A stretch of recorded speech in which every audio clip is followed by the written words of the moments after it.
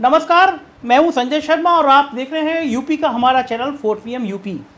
तो जो national channel है हमारा का वो 4 PM न्यूज़ नेटवर्क पे, उस पर हम लोग राष्ट्रीय मुद्दों पे बात करते हैं। और ये यूपी का चैनल हमारा 4 PM यूपी। एक अच्छी खबर आई थी तो आज मैं खुद इस खबर को लेकर आया। मेरे बड़े पसंदीदा नेता हैं ओपी राजभर। पसंदीदा इसलिए कि वो बड़ा बढ़िया आदमी है, मतलब एक पत्रकार के रूप में वो बड़ा हिट आदमी है। हम मीडिया वालों को क्या चाहिए, कैमरा लगाओ, माइक लगाओ और कोई नेता इतनी खुराफाती बात बोल दे जो पब्लिक में चर्चा का विषय बन जाए। इस मामले में ओपी राजभर का कोई जवाब नहीं है। जनाब जब समाजवादी पार्टी में थे, मतलब गठबंधन में थे, विधानसभा चुनाव से पहले उन्होंने पानी पी पी के धोया था बीजेपी को और खुद मुख्यमंत्री को। मुख्यमंत्री के खिलाफ इतनी खराब टिप्पणी किसी ने नहीं करी थी जितनी राजभर ने की थी। क्या कहा था पहले मैं आपको ये सुनवाता हूँ, फिर बाद में मुख्तार अंसारी की कहानी सुनवाता हूँ। सुनिए उस समय, उस दौर में जब मैं इंटरव्यू लेने गया था उनके विधानसभा क्षेत्र में, तो उन्होंने क्या कहा था। आज के 3 साल पहले कहा था कि हम योगी सरकार को सत्ता से बेदखल करूंगा और योगी जी को वहां पहुंचाऊंगा जहां भीख मांगने की ट्रेनिंग दी जाती है। बड़ा तीखा बयान है, कुछ ज़्यादा ही तीखा बयान है ये तो। हम जो कहता हूं सच कहता हूं, सीना ठोक के कहता हूं और कभी मैं गलत न बोला हूं, न गलत करता हूं, न करने की किसी को सलाह देता हूं। ऊपर हेलीकॉप्टर से बुलडोजर दिखा रहे हैं, अगला नंबर आपका है। हमारे पास पोपलैंड है हम उसी पर उनका बुलडोजर लाद लेंगे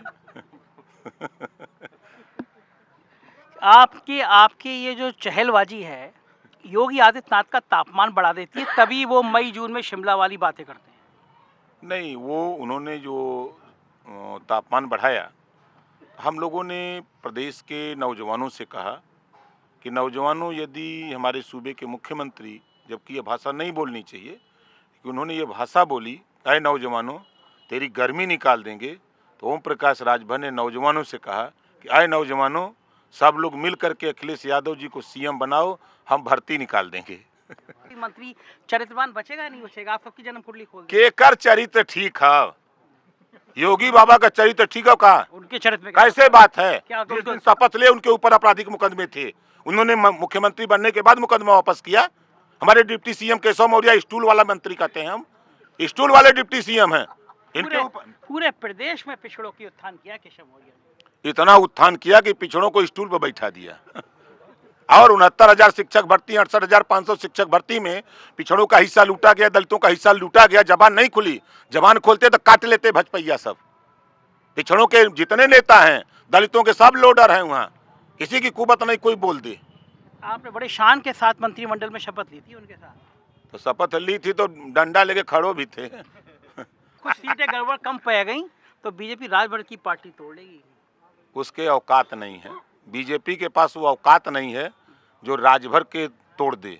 हम उनको तोड़ देंगे, दिखाया न, कहा था 2 महीना पहले चुनाव आचार संहिता के पहले 1.5 दर्जन मंत्री चापूगा बटूर के आएंगे। देखिएगा जब चापे ये स्वामी प्रसाद मौर्य, धर्म सिंह सैनी, दारा चौहान, 1.5 दर्जन विधायक जब इधर आए तब से भाजपा पगलाई गए। अब घेराबंदी एकदम नाकेबंदी हो गई, तब ही चुप हो गए। हमले हो रहे हैं इन पे, सब आप सब सुरक्षा का ध्यान रखते हैं। अरे के ये हमला तो होता रही, ये खरोच फरोच न लगे तो कैसन नेता तो ये राजभर साहब हैं साहब, जवाब जवान पर लगाम ही नहीं है, कुछ भी बोलते हैं, कुछ भी मतलब कुछ भी बोलते हैं, लेकिन है नेता, दिल के बढ़िया है। आज उन्होंने प्रेस कॉन्फ्रेंस की और कहा कि भाई मैं तो अखिलेश यादव के साथ गठबंधन में हूँ, लेकिन वोट दूंगा द्रौपदी जी को, मतलब एनडीए के समर्थक राष्ट्रपति पद के उम्मीदवार को। और कारण बताया कि भाई वो आदिवासी हैं, पिछड़ी हैं, और मेरे को तो अखिलेश यादव ने पूछा ही नहीं। प्रेस कॉन्फ्रेंस करी तो जयंत चौधरी, जिनको इतनी सीटें दी, इतनी कम आई और मेरे को इतनी कम में मैं इतनी जीत के ले आया, तो मुझे तो पूछा ही नहीं। तो मैं गठबंधन में तो हूँ अखिलेश यादव के साथ, लेकिन वोट दूंगा मैं एनडीए के उम्मीदवार को। अब वो जो इतनी सीटें जीत कर लाए, उसके पीछे एक नाम और है जिस पे मैं आज आपसे चर्चा करना चाहता हूँ। वो नाम है मुख्तार अंसारी का। यूपी के सबसे ताकतवर, सबसे प्रभावशाली डॉन मुख्तार अंसारी का, जिनके नाम पे पूरा उत्तर प्रदेश कभी थर-थर काँपता था, पूर्वांचल काँपता था। एक बाहुबली विधायक थे वो, और योगी सरकार के सबसे बड़े दुश्मन। पंजाब जेल में थे और योगी सरकार ने दिन रात एक कर दिया था कि उनको पंजाब से यहाँ शिफ्ट किया जाए। दरअसल बीजेपी के विधायक थे, कृष्णानंद राय थे, और उनकी हत्या कर दी गई थी और नाम आया था मुख्तार अंसारी के। हालांकि जो निचली अदालत है उससे मुख्तार अंसारी इस केस में बरी हो चुके हैं, लेकिन संघ को और बीजेपी को मुख्तार अंसारी के माफिया डॉन के ज़्यादा मुसलमान डॉन होने पे एतराज़ था। मतलब एक मैसेज था कि भाई मुख्तार के इस नेक्सस को तोड़ना है। तो वो लाए गए, बांदा जेल में रख दिए गए, और राजभर साहब उनके गठबंधन में चुनाव लड़ रहे थे। उनके मुख्तार के बेटे जो थे अब्बास, वो राजभर के प्रत्याशी थे। तो राजभर लगातार जेल में जाते आते रहते थे। पुलिस ने कई बार गाड़ियां सर्च करी चुनाव से पहले, और बताया जाता है कि राजभर को एक बड़ी धनराशि भी दी थी मुख्तार अंसारी ने। हालांकि इसकी कोई पुष्टि तो करता नहीं है, भाई आप देने वाले मैं लेने वाला, ना आप बताओगे ना मैं बताऊंगा तो पता कैसे चलेगा। लेकिन सामान्य चर्चाएं हैं और ऐसा होता है राजनीति में। तो ये माना गया कि मुख्तार अंसारी ने एक बड़ी धनराशि ओपी राजभर को दी, जिसके बाद में उनका बेटा और फिर वो लड़ा राजभर जी की पार्टी से, और उनका भतीजा भी विधायक बन गया सपा से। ये एक अलग कहानी है। अब इस बीच में जो विधानसभा के नतीजे आए तो उसने ये साबित कर दिया कि अगर इन्हीं नतीजों को लोकसभा में कन्वर्ट कर देंगे तो कम से कम 20 से 25 सीटें समाजवादी पार्टी जीत जाएगी। और अमित शाह जी जो हैं वो बिल्कुल लेंस लगा के बैठे हैं कि उत्तर प्रदेश में इस बार सारी सीटें जीतनी हैं। तो वो उन सीटों पर फोकस कर रहे हैं जहाँ पे समाजवादी पार्टी या बसपा जीत गई थी पिछली बार। उसमें से 2 रामपुर आजमगढ़ तो जीत ही चुकी बीजेपी। तो ये फोकस है कि भाई अखिलेश यादव के गठबंधन के साथियों को तोड़ा जाए। तो राजभर साहब तो कैंप में पाला बदल गए। बताया ये भी जाता है कि 2 विधायक ऐसे थे जिनके कुछ खातों में लंबा लेन देन ईडी वीडी का मिल गया था, और आजकल ईडी और सीबीआई तो चाचा हो गई है। मतलब वो ईडी सीबीआई के नाम पर थरथरी चढ़ जाती है सब लोगों की। तो राजभर जी भी इस चपेटे में आ गए। उस चपेटे में आए तो फिर डर के मारे उस कैंप में पहुँच गए। ऐसी सामान्य चर्चा है।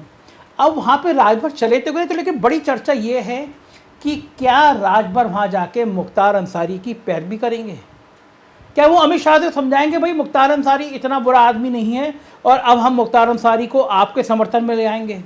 दरअसल गाजीपुर लोकसभा सीट ऐसी है, बहुत दर्द देती है, और एक टाइम में मनोज सिन्हा जैसा ताकतवर नेता उसको भी अंसारी बंधुओं ने हराया था।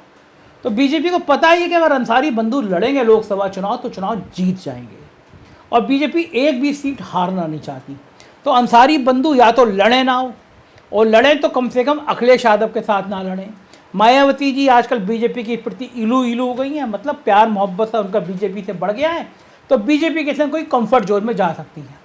तो इस गणित के संग राजभर के इस कदम पर निगाह रहेंगी कि अब बांदा जेल में मुख्तार अंसारी को कुछ मदद मिलेगी? क्या बीजेपी के संग कोई ऐसी डील होगी जिसमें वो समझा सके भाई हम मुख्तार अंसारी को मैनेज कर लेंगे, आप थोड़ा मुख्तार अंसारी को अब जो नफरत है जो गुस्सा है वो थोड़ा बख्श दीजिए? और क्या राजभर की कोई डील होगी बीजेपी के साथ? एक बड़ी बात ये भी कही जा रही है कि राजभर बहुत जल्दी योगी सरकार में मंत्री बन सकते हैं। मंत्री वो पहले चरण में भी थे, पहले बीजेपी के साथ ही गठबंधन था, लेकिन राजभर जी है बहुत दिनों तक किसी के साथ उनकी ज़्यादा सटती नहीं है। तो योगी सरकार में मंत्री, और योगी सरकार को सुनाने, योगी जी को सुनाना शुरू कर दी। अब योगी जी जिस तरह के टेम्परामेंट के नेता हैं वो किसी की सुनते तो हैं नहीं, तो उन्होंने भी ठिकाने लगाना शुरू कर दिया राजभर को। और राजभर इतने फायर ब्रांड नेता, मिनिस्टर थे, और कुदाल लेके फावड़ा लेके अपने गांव की सड़क बनाने में जुट जाते थे।